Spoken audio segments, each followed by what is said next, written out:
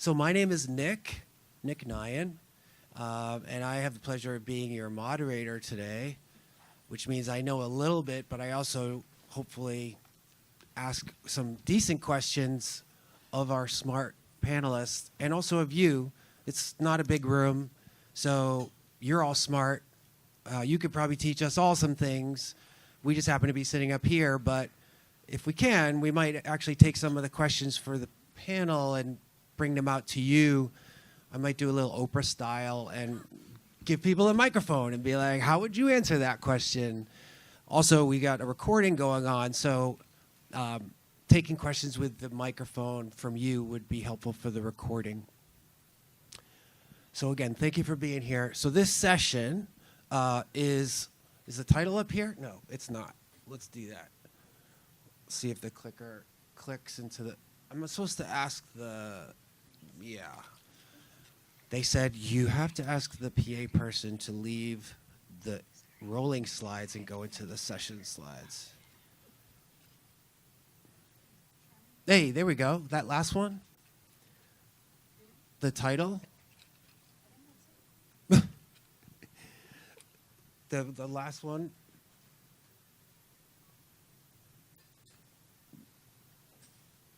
We're in a sponsorship loop. Let's see if we could go. Okay, I think I got it. You don't leave it there?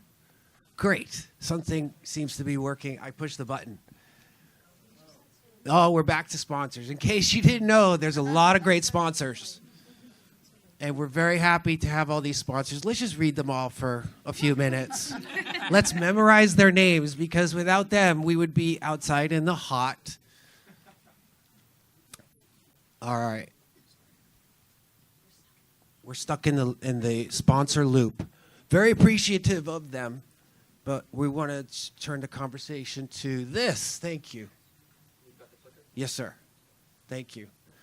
All right. So, and if you're standing on the side, there's a couple of seats up here.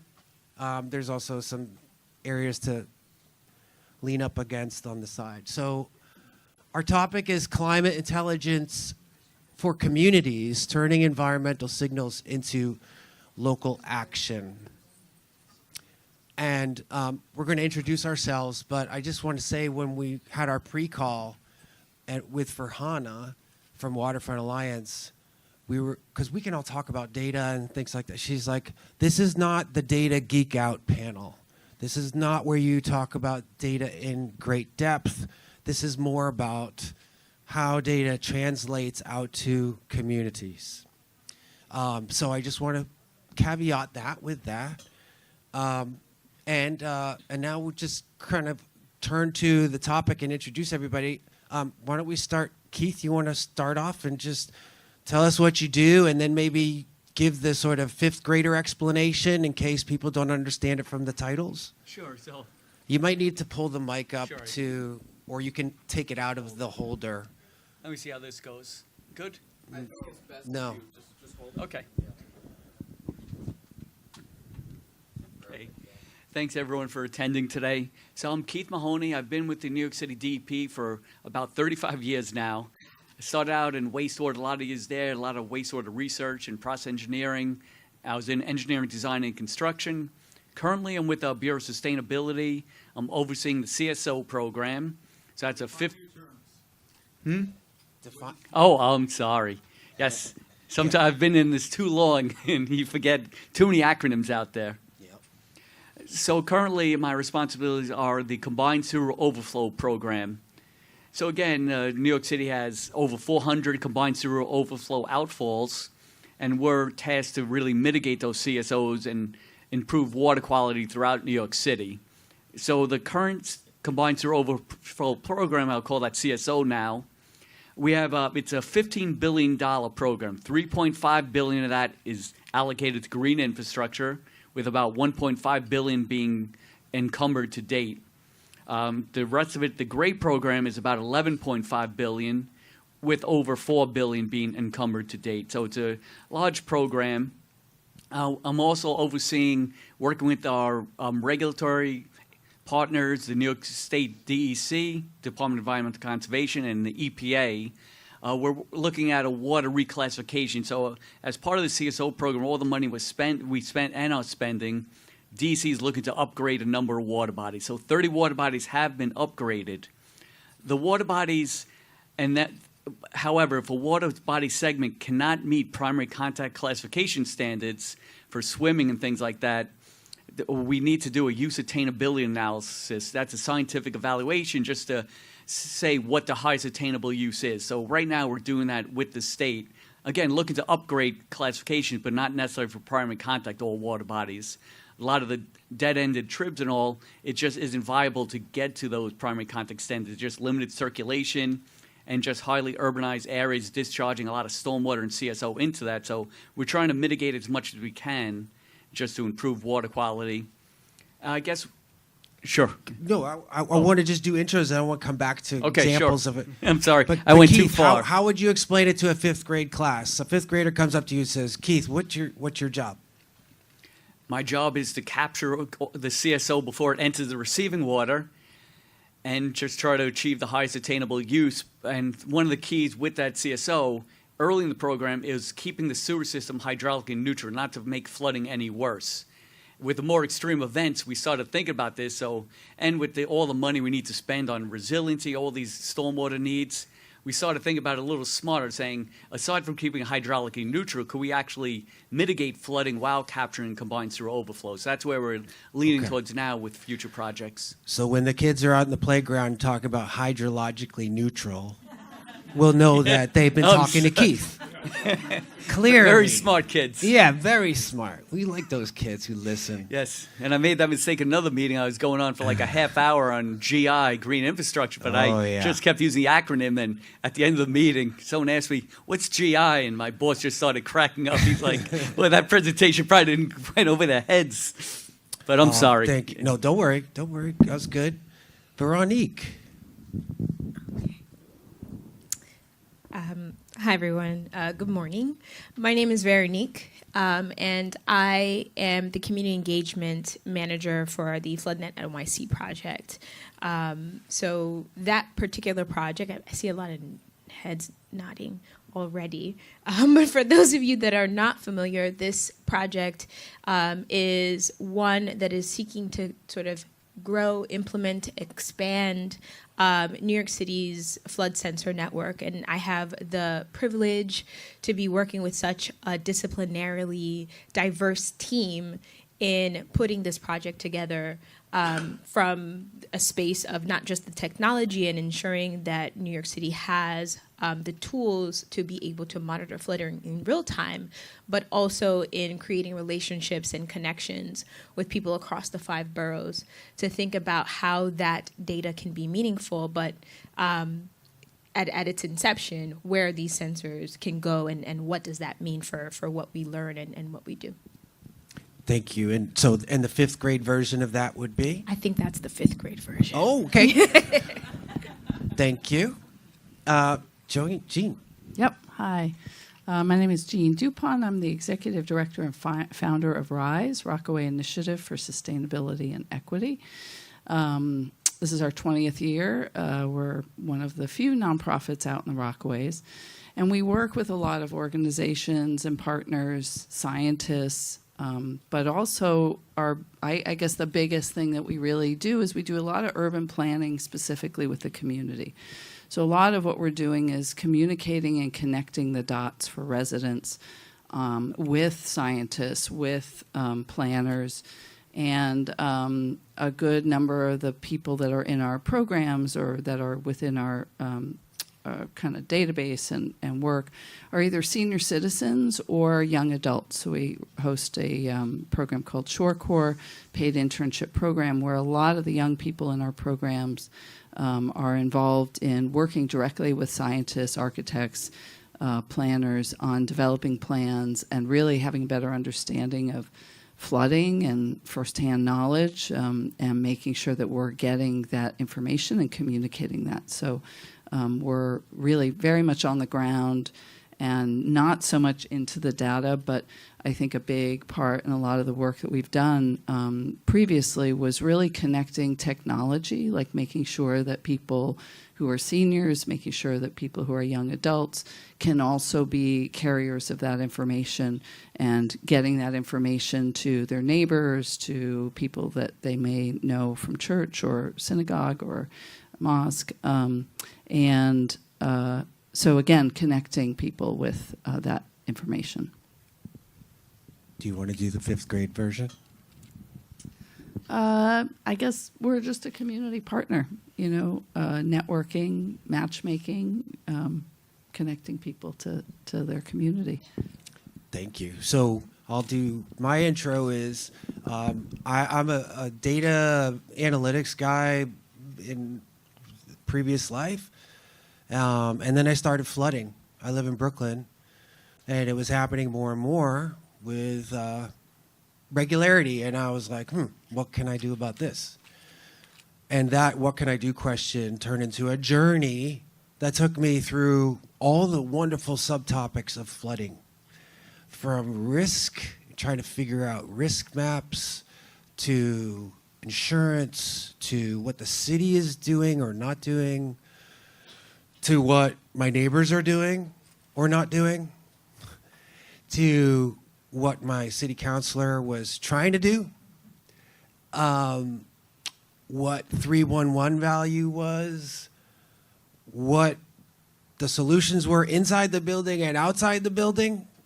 When you talk to the inside person, they give you that solution. You talk to the outside person, they give you that solution. Where the incentives were for doing the work, the law and legal around right to know and disclosure history for renting or selling.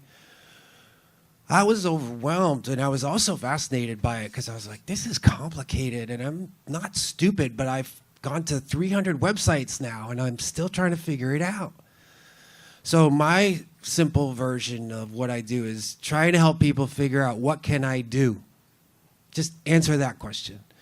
That's what I had to go through, and it's what I do now with other people. I do this under this website called the City Sponge, where I started sharing the things that I learned, and then people would tell me their stories about, like, well, I was like this, and then we did this, and then this, and until they got that solution story, going beyond risk.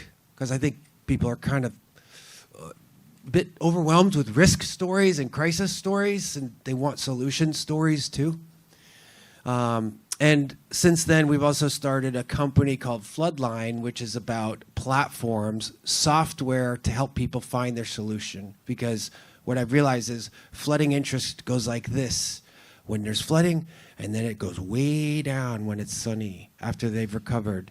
And you need a scalable solution that meets the need when the water's going up, because that's when attention is paid.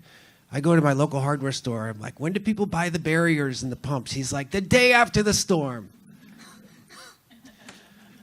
So that's just human nature. I've heard that in heat pumps too. They talk about, when do people talk about heat pumps? As soon as their boiler goes out or their AC doesn't work. So it's that oh no moment. And then they're like, recover, recover, recover. And then they're sort of back to where they were. And they hope that it's all going to be okay. And some people are like, no, that's not okay. I got to do something better. So FloodLine, we're trying to build platforms to help people figure out what they can do. So now the questions. And my role in this is going to be like, not the expert, but more like the role of the average person trying to figure out, like, how does climate intelligence translate to people like me and the people I talk to? Let's start with what good looks like. So can you each share maybe an example of where you feel like you've connected the data that you work with well to the community, and what was it, and why do you think it worked well? Who wants to start? Okay, I'm gonna have to call on someone. I'm gonna start with Véronëque. I think the case of the FloodNet project for this question is really interesting because we are a project being led across institutions and in collaboration and partnerships with multiple agencies, right? We're being led by researchers at CUNY, City University of New York, at NYU's Tannen School of Engineering, and working in partnership with DEP, MOCEJ, and OTI. And so because of that organizational structure and relationship, a lot of the need for how we gather information, how we kind of seed the purpose of the project in the neighborhoods that are of interest needed to start with conversations around who the community is and what is the community asking for. And of course, the project has its origins differently at these institutions, but I think fundamentally we had to start there anyway. And so the what's working well for us is that commitment hasn't changed. And if anything, it has grown with adding in my role as a community engagement manager, but also some infrastructure for defining community engagement and putting it into action. And so we are always in conversation with the communities that we're seeing that are flood-prone neighborhoods and where sensors live, but also trying to figure out information from neighborhoods that don't yet have sensors and what that might mean for our project as well.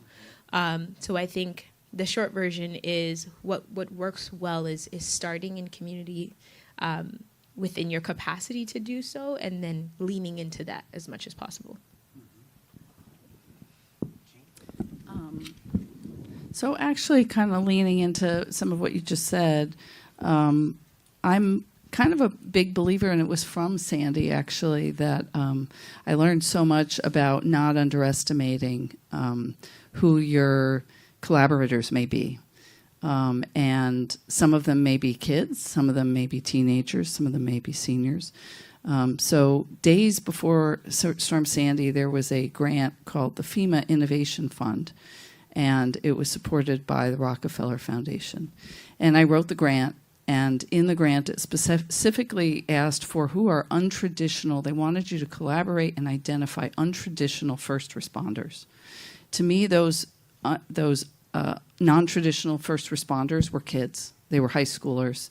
They were kids that were first gen. They were kids that were in our programs and really needed to come together. A lot of their schools were shut down. Transportation was shut down. Businesses were shut down. And they were the connection to their families. They were the connection to people within their places of worship. They were the people that their peers looked to. And they were the people that we engaged with firsthand. On the day after Storm Sandy, I said, this would be the ideal situation to test this. And he said, there is no test. This is it. Like, you got to just go for it.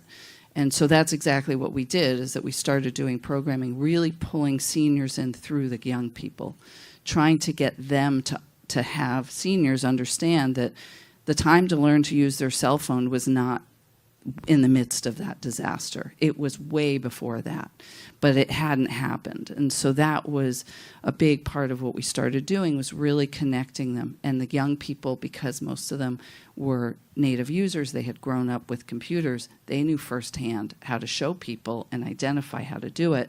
But also a lot of those seniors were off the grid. They didn't have any communication. They had hard lines. So we worked with OEM. We did a partnership, and we actually did a competition to see how many people within the community could get their residents signed up for the Notify NYC system. And it was really trying to make it fun, trying to make it innovative, but trying to capture people at all levels who then, some of them said, I never saw myself as a community leader. Those were people who ran gardens. Those were people who volunteered with us at our farm share. They all came together. And I think the network, yes, there's the data, but then there's how are you going to get that information to people? And so you're going to have to get it to people on lots of different levels from lots of different kinds of people, and really as diverse and as people with diverse set of skills, from scientists to school teachers, really getting them to all come together to work to get that information to the public. And so that's been kind of my experience, was working firsthand on getting people to see themselves as a part of the community, but also part of getting the information to the rest of their neighbors. Yeah, and I've seen the FloodNet, for example, you have this great dashboard that shows the sensors, but you also create community one-pagers that you don't need to go on a dashboard to understand what the benefit is or the situation is in the community. By the way, have you ever tried to use the New York City stormwater flood maps on a mobile device? Whoa, that is not an easy experience, and you have to select moderate over here, and you have to. It's little things like that too that I feel like that a lot of the data is packed up in assuming that the user is either really good technically, or they're on a laptop and not on a mobile device, especially with risk maps. Keith, what's an example for you where you feel like the data has connected well with the community? Again, a lot of these are complicated data sets. The one you just mentioned now, I mean, we're looking to make improvements, but again, it's a lot of data goes into this. This one's really more for feedback from the participants here and yourself. Like for the future flood map, New York City's updating those stormwater flood maps. What would make it more useful to the Sorry, public? I didn't mean to blame you for those. No, that's fine. Okay, because I There's didn't know it was you. Even internally. I mean, Okay, there's so much yes, data out please. there that we're trying to post-process, and we're just trying to get it into like usable pieces for the public to better understand and make it readily available, because it does get very complicated. So internally, we made a lot of progress. We've built out full pipe sewer models. We have Bureau of Water and Sewer Operations. They report all the flood data onto the Open Data NYC. We have the Harbor Survey. We have a lot of data going there. Even that website now isn't the most user-friendly if you're not very good with computers, but we're making small strides there to get better and get this information more available to the public. Try to even combine some of the future flood maps with coastal flood risk as compared to precipitation flood risk. And a lot of it's hybrid. You have both. If you have a high tide, the water still can't get out of there. So even if you have a coastal protection, you have to still get the rainwater out of the neighborhood. So just trying to make the public more aware. I mean, some of the challenges we have with that data too is, again, with insurance and things, we don't want to have someone misuse this data. So it's always sensitive how we present it and things. And sometimes when we model it too, like a lot of big complexes, there's a lot of drainage that isn't in our sewer models that are, especially with a big building complex or something. It's trying to better understand, do they have any sort of seepage basin? Do they have sewers? And again, I'm not really answering the question, but we're making strides trying to get better and get it out to the public more. I'm going to actually give you an example of where I've seen, like something you just mentioned, communicated well with the community. So I was doing an event in Brooklyn, and there's these big buildings going up all along 4th Avenue. I don't know if you know it, but a lot. And there's bad flooding along there, coming down the slope into the canal area. And everybody who's at the meeting is freaking out because of these big buildings. And they're like, oh, man, we had flooding problems, and now that you got like 200 more units in this building on here and 400 units there, and all of those toilets and washing machines, it's going to be a mess. And it wasn't until somebody explained to them that these buildings were built under the unified stormwater rules that meant that their connection to the sewer was in fact smaller and more restrictive on water than some of the older, smaller buildings right next to them. Then they were like, oh, you mean that big building is sending out less water in a storm than that little building over there? Well, yeah, but they didn't translate that. They just saw this big building. So part of it is translating the stuff that's sort of in building code that people don't necessarily know about. I have people contacting me about unified stormwater rule and their downspouts. They're like, do I have to disconnect the downspout now? Am I required to do that? There's a lot of translation of just the rules. Let's maybe turn to where we think things are missing. If that was sort of positives, we know that when data exists, there are always gaps in every data set. And some people will say, well, we just need more data. And some people will say, well, the data's not good. And some people will say, well, it's not communicated well. Can you think of an area where you feel like the connection between data and community preparedness sort of breaks down? So this would be the flip to my first question about what's positive. Where does it break down?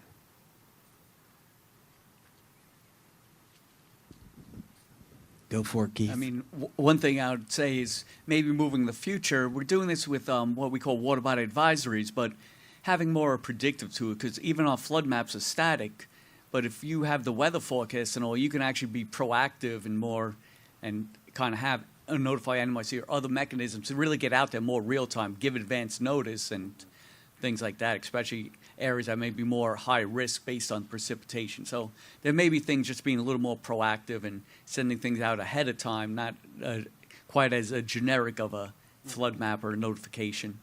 Requiring people sign up and get proactively Exactly. notified as opposed to having to go to figure out where to go and look themselves. Yes. Yeah. I think there's like 1.5 million people signed up for Notify NYC right about now, which is great. That's a lot. And they have many languages. They even have a special thing for basement flood alerts, but they still need more people to Yeah, sign and up. you do get overwhelmed. You can get a lot of alerts with Notify NYC, Well, there's depending on what you sign there's the up for. cry wolf scenario There's- where yes. it's like every time it rains, you get an alert, and then you're like, I stop paying attention. There is the risk of that.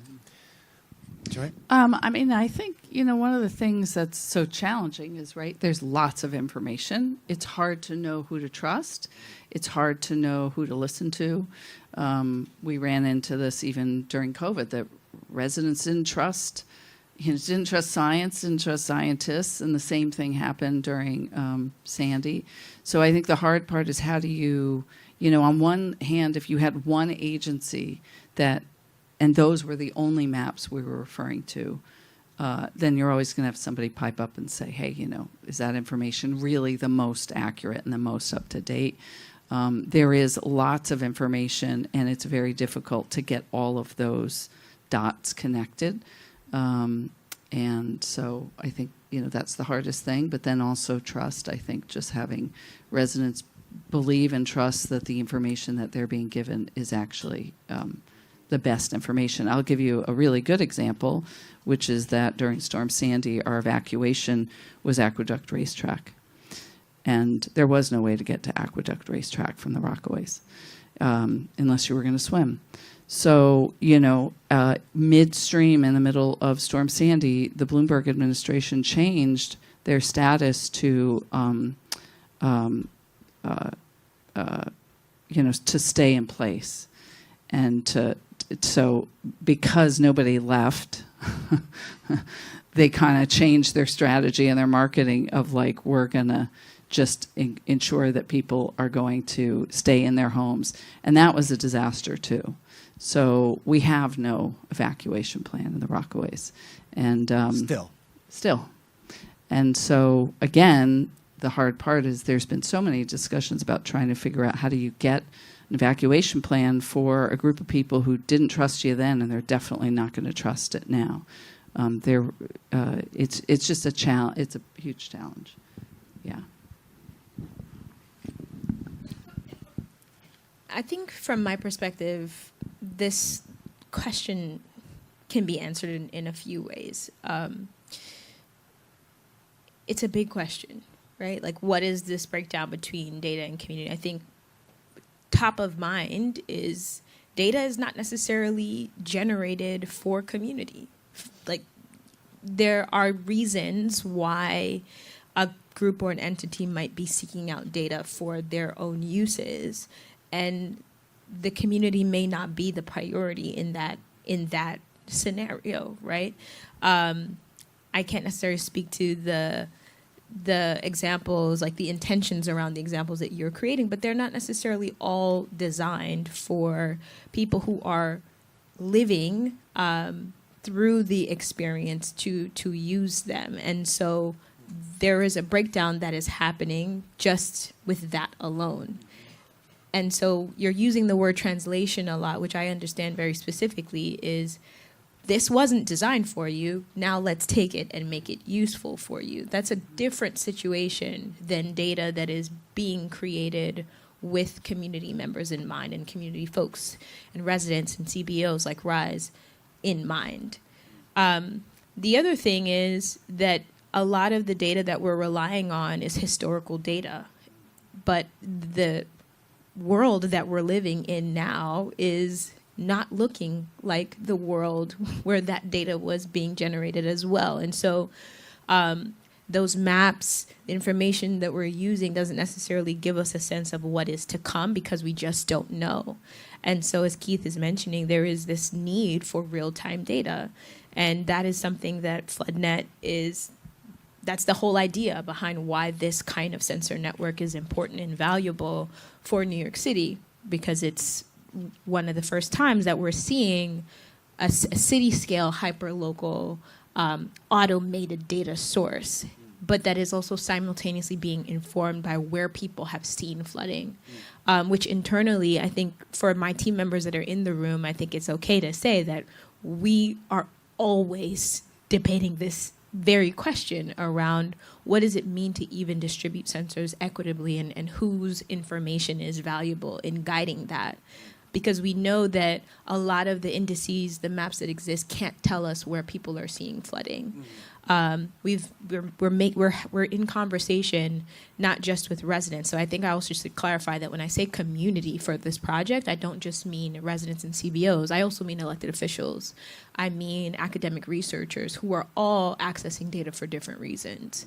And then the third thing is, the other breakdown in data is that sometimes is probably being too polite about it, but community fatigue is real, right? The idea of having to rely on community to fill in a gap when they weren't included at the start of the conversation is also going to create a breakdown in making that data useful and meaningful for a group of people.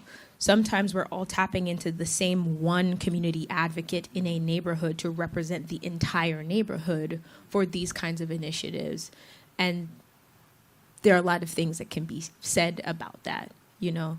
And so I could keep going on this laundry list. Can I build on that? Because actually Scourge is here, and I feel like, yay, Scourge, Southeast Queens, Environmental Justice Coalition, but they're dealing with lots of flooding. They're also dealing with heat. They're also dealing with battery storage proposals in their neighborhood. They got a lot going on there, and it's falling on a lot of the same people as you rightly point out. I just want to say though, I don't want to speak for Scourge as well, but that is a coalition of people that also know exactly what they are asking for, and are oftentimes, from my perspective, in rooms where the solution is not the thing that they're asking for. And so that is another piece of work, right? Where now they're being, again, I'm not trying to speak from the coalition, but from my perspective and the conversations I've had with groups like that is, we're presenting a data, and their question is, that's great, that's cute even, but we already know the problem. So how is that data going to help us get closer to the solution that we want? And that's wonderful when a community has that, but there are many communities that don't have that, because the fourth thing that causes a breakdown is sometimes your data is not the priority. Flooding is a big deal for us at this conference, but that's not the priority in every New York City community. And so you now have to make it make sense to a community whose issue is about housing, is about gentrification, is about food scarcity, is about all of these other issues. And so Scourge is a great example. Pamela Pettyjohn is another great example. That we probably all can say the great examples of that, but that's not the case in every neighborhood in New York City. I don't know if this is going to come up, but there's our speakers. Sorry, that was. I actually wanted to share an example that I had prepared, which was speaking of trust and data. So this is Jasmine. She's a small business owner in Queens who I've met. 10 times flooding in the last 2 years. Her basement, the water goes actually up over the freezer door. I was trying to help Jasmine because there's these small business services grants to help businesses with flooding, but to qualify, you have to be in the flood risk zone, and she's right here. So when I show it to her, she's like, yeah, well, what good is that? I've flooded 10 times this in the last 2 years. And by the way, this is what I meant about this user experience. just to see if you qualify, you have to select the right tab underneath and so forth. Very clunky on a mobile phone. But an example where, as you were saying, Véronëque, like if the data doesn't reflect the reality, and Jeanne saying that they may just not trust it and they may not listen to further data that's coming from the same people or could be helpful. One thing I also wanted to share was I feel like there's also a lot of data that's about risk, and we tend to really go there for obvious reasons.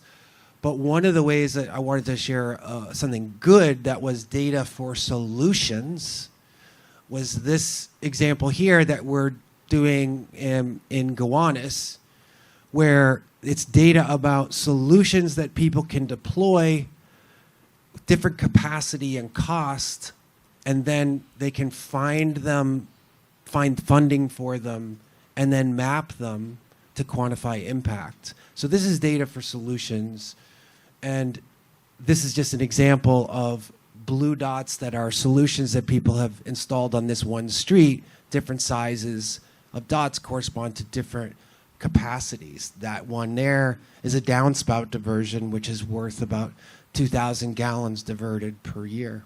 Yeah. You could talk to me about this.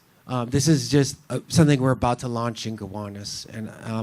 But I just share it as an example of this ultimately adds up to a total number of gallons diverted from the CSO using a DEP formula. So the point is you can see your individual impact from yourself, from your neighbors, and also on the CSO and the water quality. So we call this blue dots. It's really just something we're working on. It's in pilot. But my big point is, like, sometimes the data can be not just about risk, but can be about solutions, and that's actually positive and empowering to people if it can be presented in a way that's not overly complex. Can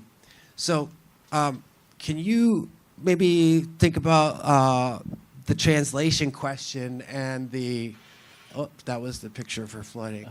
The role of translation, whether it's risk or solutions, how do we think, who does that communication work, and is it the role of the community-based org? Should it be the city councilors? Should it be DEP? Should it be private companies who come out and help people evaluate what they need to do? Not necessarily with their evacuation site, but like how to deal with flooding in their area. How do you think that should optimally work? Véronëque, you were very eloquently saying it shouldn't just be on the community people and the community CBOs because they get a lot already. How would you like to see it? How would you like to see it work, as far as connecting the community to the? Yeah. We're going to start Q&A. We're going to start Q&A in a minute. So just if you have questions. I think right now what we know is that the responsibility is often for community folk to try to piece together, like yourself, right? You're an example of that, piecing together information for a solution that, again, perhaps you don't know, but you have a vision for. Ultimately, it should be everybody's responsibility, right? If the data exists and is said that what it is working toward is a more resilient New York City, then everyone should have a hand in lightening the burden of having to make sense of it. But I'm hesitating also because I'm struggling with this idea of like data for solutions, because the data itself doesn't provide the solution, right? There has to be some sense of what it's meant to do. How is it meant to be implemented for a thing that is going to benefit the community and preserve people's livelihood in that space as well. And that's something that for FloodNet we're always struggling with and that's fundamentally because what we're saying is, here's what we're offering. We're not designing the solutions and we're not prescribing what those can be, but we want to support you in your decision to make a solution and what that could be. But that opens up another Pandora's box around what kinds of capacities and skill sets need to exist to make and create a viable solution. So I think ultimately everyone should have a hand in it, but we got to first take a pause to recognize that there's not a linear relationship between the data and then making that solution. Jeanne? You know, I don't really know how to answer your question, but I wish there were just more initiatives that were focused around kind of getting that input from community leaders, community-based organizations, but then also facilitating that, right? So the Mahoney administration just established, right, the Division of Mass Engagement, like having that division, working with community partners, and really hearing them, hearing what is happening on the ground. Where are the flood issues happening, and what are some strategies? Because just prior to last year, we actually had a community change grant from the EPA that got completely cut, along with 800 others. But that initiative was really focused around having community partners, indigenous tribes, take the lead on establishing projects, and then having those agencies kind of follow and partner with them. And that, again, kind of brings about getting those communities themselves that are most at risk to be able to stand up and try and get help for the issues that are really, affecting them most. I can't tell you how many times I have posted photographs. I brought some photos too of our community and some of the exhibitions we've done focus on flooding. And usually I always think, if you saw a photo like this and you knew that this was last week, wouldn't you think somebody would react? But they don't. And so it isn't until people come to the Rockaways and they, like I love it how one time de Blasio was supposed to come and host an event at our building. This is outside our building. This is a school group that had to walk the plank of wood to get on and off the school bus. And once they got there, they didn't know if they should come or even do the class because this is what they were going to have to go through to get back on the bus. So it's like you really would think that things would change, but I've been doing this for 20 years and people aren't listening.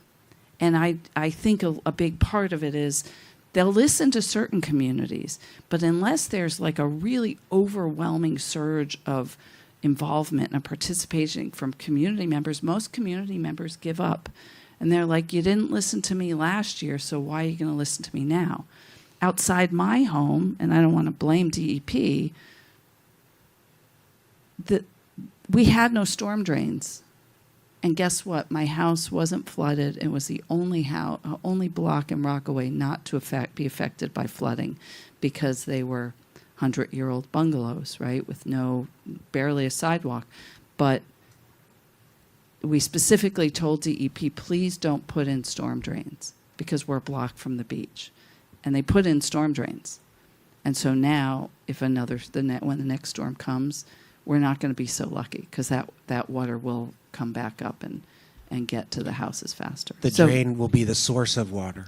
Huh? The drain will be the source. That's Right. exactly what As happened. opposed to the That's what solution. happened during Sandy, Yeah. right? A lot of people are getting the source is the sewer system because the sewer system is very old and Yeah. limited. All right, we have 10 minutes left. Do people have questions or comments that they want to? I'm going to come to you, Oprah style, because the microphone. I was just interested to ask any of the participants about where they see these sort of blockages or difficulties are. I mean, 15 years ago, I was in Venice at a high water event, 2 feet of water in the Piazza San Marco. And I had a shopkeeper tell me, take me through his store. And on one level, he knew the elevation of every step and every shelf in his store. He knew what they were. But more importantly, with their system out there, they have buoys out in the Adriatic, and they have 72-hour prediction of exactly the flood level that they expect to have in the city. And that knowledge could be read on a mobile phone because I did it. And it was there, and you can make a correlation. Now, I do think maybe Venice is simpler both in terms of where the water is coming from and doesn't have the same sort of watershed and cloudburst events that are so challenging in New York City in terms of the land contribution to it. But I'm just wondering where, and I love, I'm a little behind, I love seeing about FloodNet. I love seeing what you're doing. It seems to be like you're going right into the heart of that problem. Where do you see the biggest hurdles to making knowledge general, both in terms of it being available and making people knowledgeable about what they might be able to do? And if anyone has their own answer to that question, let us know. Yeah, I was You wanna just saying, there's a lot of information up here that came. A lot of the information we're collecting really isn't meant just for the general public, but we're using it. The FloodNet information is great now to validate, calibrate our next round of flood mapping, and again, make sure the public trusts it. We also, Bureau of Water and Sewer Operations installed a number of level sensors throughout the sewer, so we have real-time data during a storm event that we can use to calibrate these models. So our first step is really getting models everyone can trust and make sure they really represent this. Nick talked about basement flooding, which is another issue we need to look at. Again, we're focused on surface flooding, but if you're within 8 feet of the surface elevation, there is a risk of basement flooding. I mean, it's things that, as we get these models, we trust them more, we'll get a better idea. And again, I think the goal is having this predictive tool. It's just there's a lot of information that needs to go into these models to calibrate and validate where we can use these as a more proactive tool. So we are definitely getting there, just a matter of time. Hi, thanks for this. This was a great panel. Hi, Jeanne. Hi, Véronëque.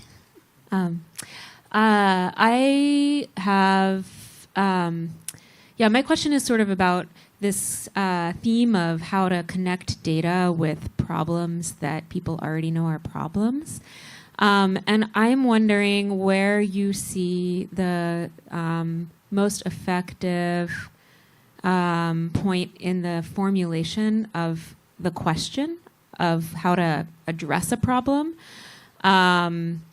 where the most effective point of collaboration with people who are seeing that that's a problem might be for the production of data. Or I'm thinking about, I think about flooding in the Rockaways all the time, as Jeanne knows, and as Véronëque knows. And I'm thinking about how to show the sort of economic impact of that, because I know that thinking about economic impacts is often the way that people in power are making decisions. And obviously that has a lot of side effects for equity concerns, right?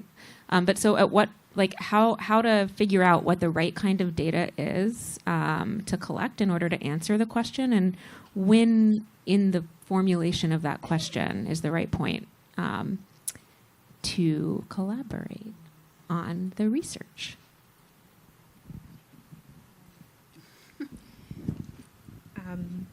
Thank you for that question. My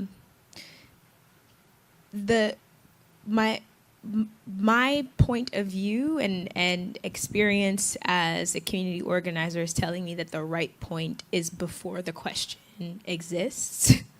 And part of the reason is because if we are so clear to know that that there is an adverse event, there is an issue, and that people are experiencing that issue, it's important to start there, to see what about that issue is important to the folks that are experiencing it.